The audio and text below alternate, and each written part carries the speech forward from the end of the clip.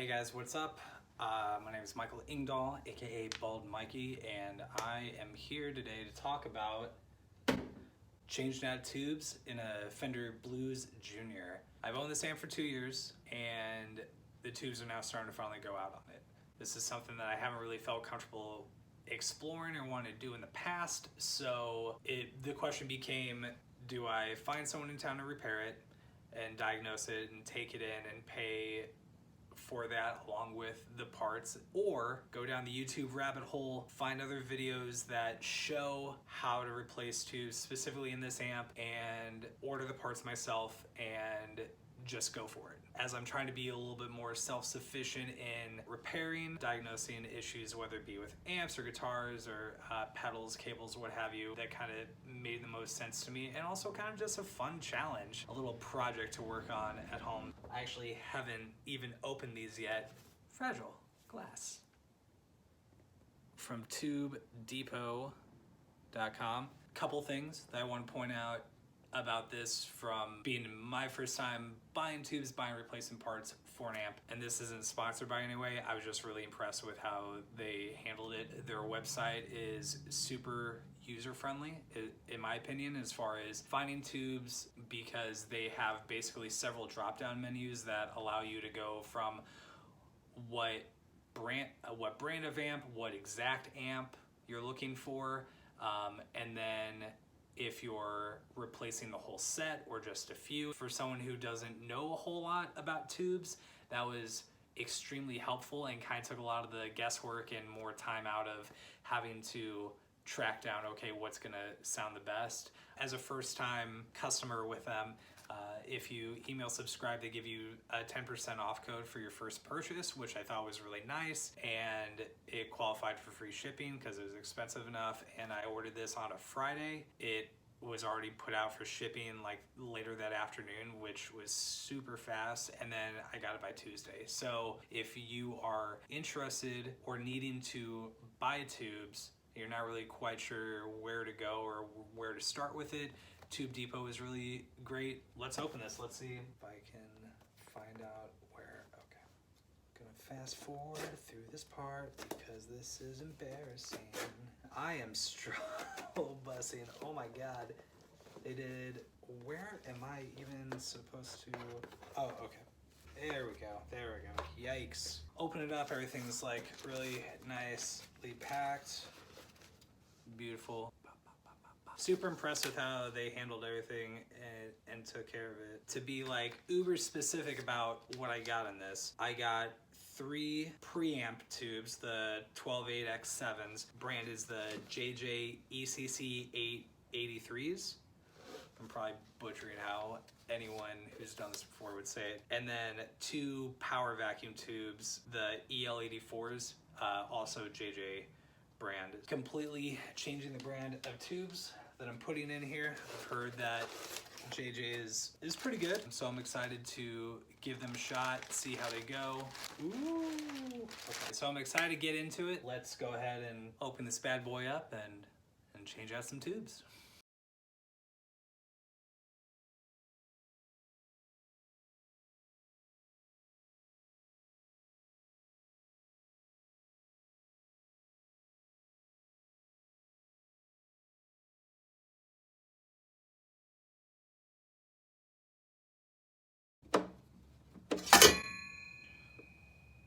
Well, that's not good.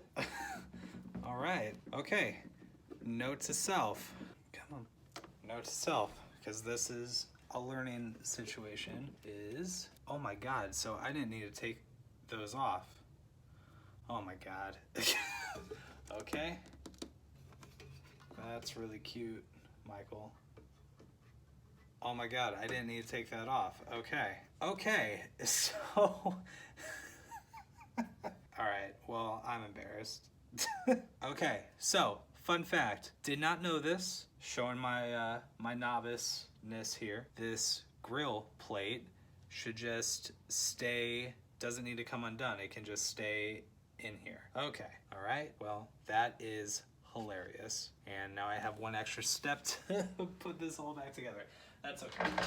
Okay, now we've successfully gotten the back plate off, and you see like all the tubes are exposed here. And side note, there's a video that I watched of a guy replacing tubes on here, and he's wearing latex gloves, and he got a lot of flack for it, but I thought it was actually pretty smart because you're handling glass, and if you're anything like me, hands can get a little sweaty, a little slippery, so I'm not trying to leave a bunch of smudge marks all over this. I don't know, it all just kind of made sense to me and I liked it, so I'm gonna go ahead and wear gloves while I replace these tubes. Give me a better grip to get these out of here and removed. So let's go ahead and just start with the far right preamp tube. So we're just gonna wiggle it a little bit, try to pull it straight. There we go, okay.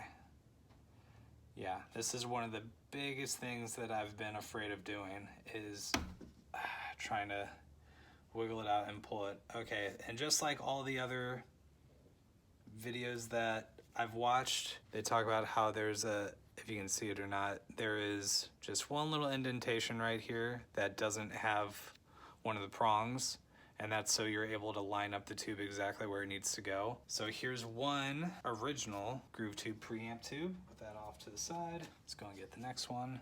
Okay, wiggles out. All right.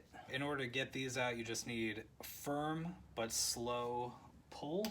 And as it comes out, you can wiggle it a little bit. This isn't too bad, although I'm still scared to, you know, afraid that I'm gonna break one of the prongs or the glass is gonna shatter. This is pretty cool to see how this actually works out, because I've seen on tube amps that we have these springs and extra like holders in place, and that in order to remove those, I can pull the spring down to loosen it. There we go. And then that pops right off. I'm gonna leave that be because I feel like that's gonna be much easier to put back in. Whew, this power tube is in there. There we go. Okay, gentle wiggles. There we go. Great. Gotta be honest, this is actually like a lot of fun.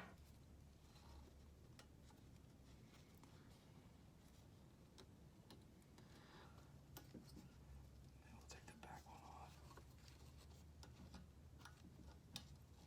This is not going well for me. That's all right. That's all part of the journey, right? It's just supposed to be fun. We'll learn as we go. It's just the angle of it is giving me a hard time. Okay, I suppose I could just do that. Wow. There we go. Sheesh. Okay. All right. Let's get this last vacuum tube. Okay. Awesome. Thank you, Groove Tube, for your service. Cool. Now we get to open up these bad boys. We'll get the power tubes put in first. These are a pair of EL84s. Ooh. Okay, so we're going with the JJ brand of the EL84s. Let's check our prongs go. Okay.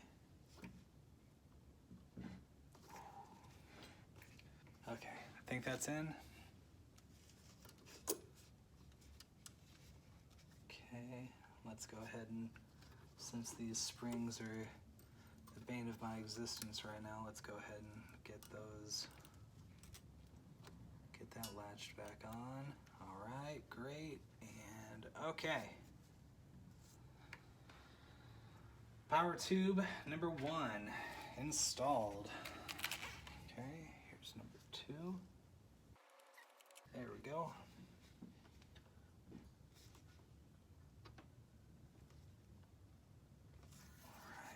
Number 2 is in.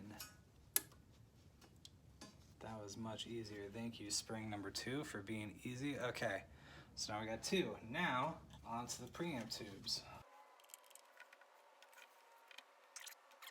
Okay. Same thing, kind of wiggle them in as you push. Just trying to get it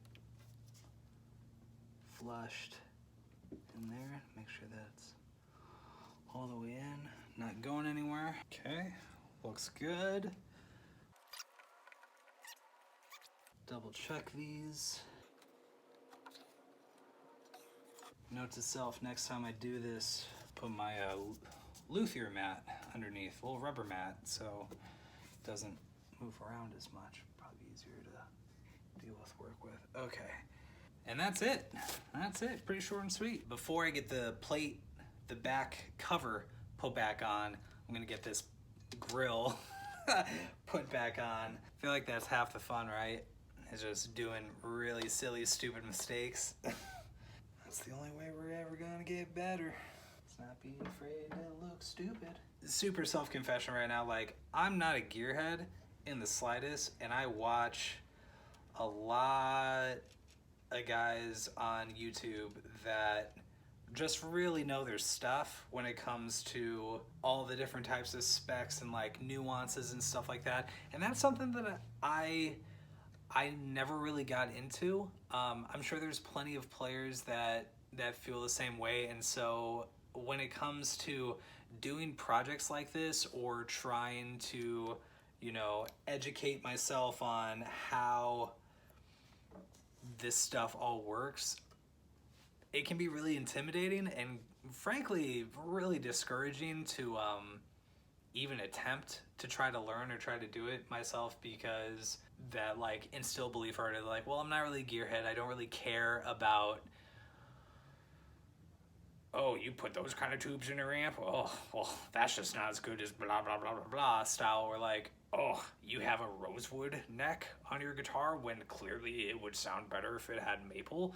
Like, I don't care. I find stuff that feels good, sounds good to me, and then I roll with it until I'm looking for something different. All of that to say is that don't let your lack of knowledge on a subject deter you from being curious about it and wanting to learn, and maybe only learning just a little bit about it, and that's it. Like, I'm looking at this circuit board, I'm just like, nope, no idea, not super interested in learning that right now, at least. Like, maybe eventually, but the fact that I can at least take the plate off, and I did some research to figure out how to switch out the tubes and learn that, hey, it's really not that hard, it's really not that bad. You just gotta take a little time to do it. Those screws good? Yeah, those screws are good. Okay, but you know, that's also to say that there is something really good about knowing exactly what is going on behind the scenes. All of that is important and worth knowing to a varying degree. I think it's important to know that if you don't know how all of this works, like in this super detail, that's okay. I guess this is more for me than it is for you, but if you feel the same, then okay, cool. I just know that I get discouraged about getting new gear or wanting to fix said gear because I don't know a whole lot about it. I don't know a lot of the technical aspects of it, why it does certain things. I'm pretty simple when it comes to that, and if it works and it gets done what I want to have happen, I'm pretty happy with it. Pretty simple on that, like, if it works, cool, and if it doesn't, okay, but we'll figure it out. That was my long-winded rant for myself. Let's get this plate back on.